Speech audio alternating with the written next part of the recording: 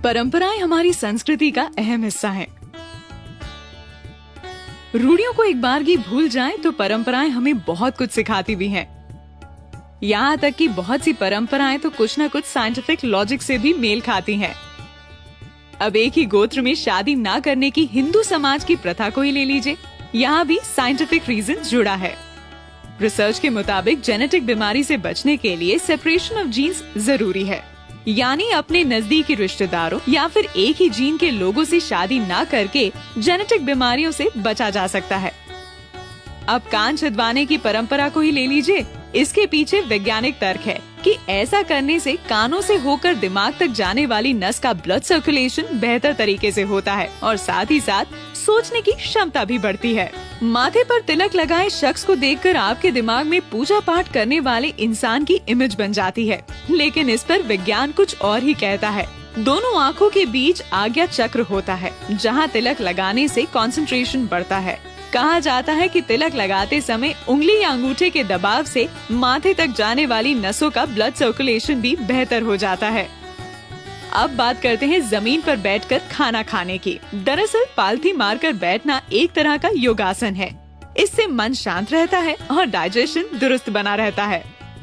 हाथ जोड़कर नमस्ते करने का भी वैज्ञानिक तर्क है। सभी उंगलियों के आपस में दबाव से एक्यूप्रेशर प्रोसेस होता है। इसका सीधा असर आँख, कान और दिमाग पर होता है। इस दबाव से सामने वाले व्यक्ति को लंबे समय तक याद रखा जा सकता है।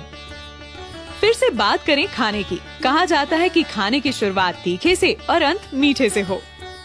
वजह यह है कि तीखा खाने से पेट में पाचन तत्व और अम्ल एक्टिव हो जाते हैं और डाइजेशन सही तरीके से होता है। और अगर तीखे से पेट में जलन की संभावना बने तो उसे आखिर में खाया मीठा दूर कर देता है। पीपल की पूजा का भी वैज्ञानिक तर्क है। दरअसल पीपल की पूजा भूत प्रेत भगाने के लिए नहीं, बल्कि पेड़ों के सम्मान में की जाती है। पीपल एकमात्र ऐसा पेड़ है जो रात में भी ऑक्सीजन देता है, जिससे इसकी इम्पोर्टेंस और भी बढ़ जाती है। हिंदू धर्म में विवाहित महिला सिंदूर तो लगाती है, लेकिन शायद इसके पीछे की वैज्ञानिक वजह जानती है। दरअसल सिंदूर में हल्दी, चूना और मर्करी होता है। इन तीनों का कॉम्बिनेशन बॉडी में ब्लड सर्कुलेशन को कंट्रोल करता है। चोटी रखने के पीछे भी कुछ ऐसा ही तर्क है।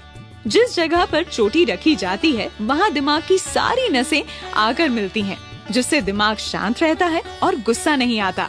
साथ ही सोचने समझने की क्षमता भी बढ़ती है।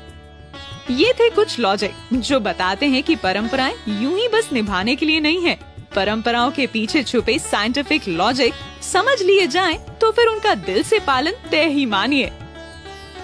दैनिक भास्कर.com की रिपोर्ट।